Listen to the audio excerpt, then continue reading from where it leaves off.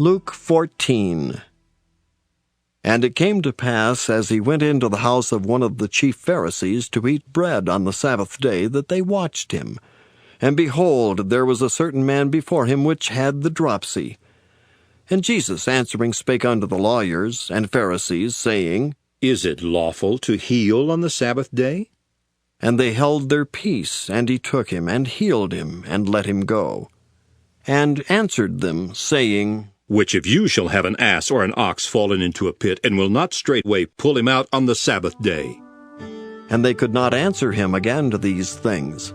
And he put forth a parable to those which were bidden, when he marked how they chose out the chief rooms, saying unto them, When thou art bidden of any man to a wedding, sit not down in the highest room, lest a more honorable man than thou be bidden of him.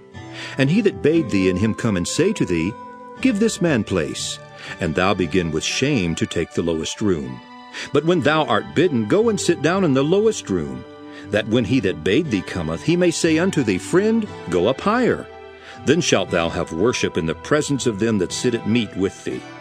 For whosoever exalteth himself shall be abased, and he that humbleth himself shall be exalted. Then said he also to him that bade him, When thou makest a dinner or a supper, call not thy friends nor thy brethren, neither thy kinsmen nor thy rich neighbors, lest they also bid thee again, and a recompense be made thee.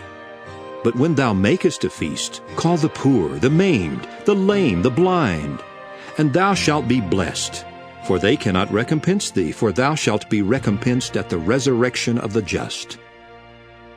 And when one of them that sat at meat with him heard these things, he said unto him, Blessed is he that shall eat bread in the kingdom of God. Then said he unto him, A certain man made a great supper, and bade many, and sent his servant at supper time to say to them that were bidden, Come, for all things are now ready. And they all with one consent began to make excuse. The first said unto him, I have bought a piece of ground, and I must needs go and see it. I pray thee have me excused. And another said, I have bought 5 yoke of oxen, and I go to prove them. I pray thee have me excused. And another said, I have married a wife, and therefore I cannot come.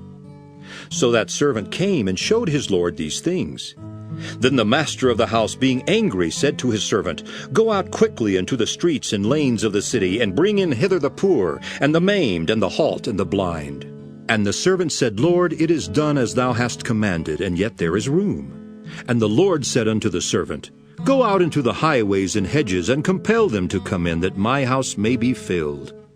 For I say unto you that none of those men which were bidden shall taste of my supper. And there went great multitudes with him. And he turned and said unto them, If any man come to me, and hate not his father and mother, and wife, and children, and brethren, and sisters, yea, and his own life also, he cannot be my disciple. And whosoever doth not bear his cross and come after me cannot be my disciple. For which of you, intending to build a tower, sitteth not down first, and counteth the cost, whether he have sufficient to finish it?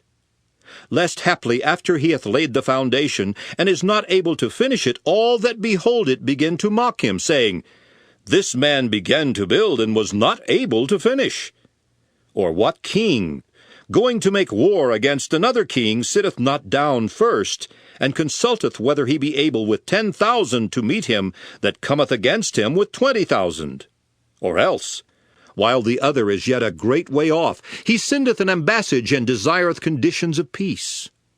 So likewise, whosoever he be of you that forsaketh not all that he hath, he cannot be my disciple. Salt is good, but if the salt have lost his savour, wherewith shall it be seasoned? It is neither fit for the land, nor yet for the dunghill, but men cast it out. He that hath ears to hear, let him hear.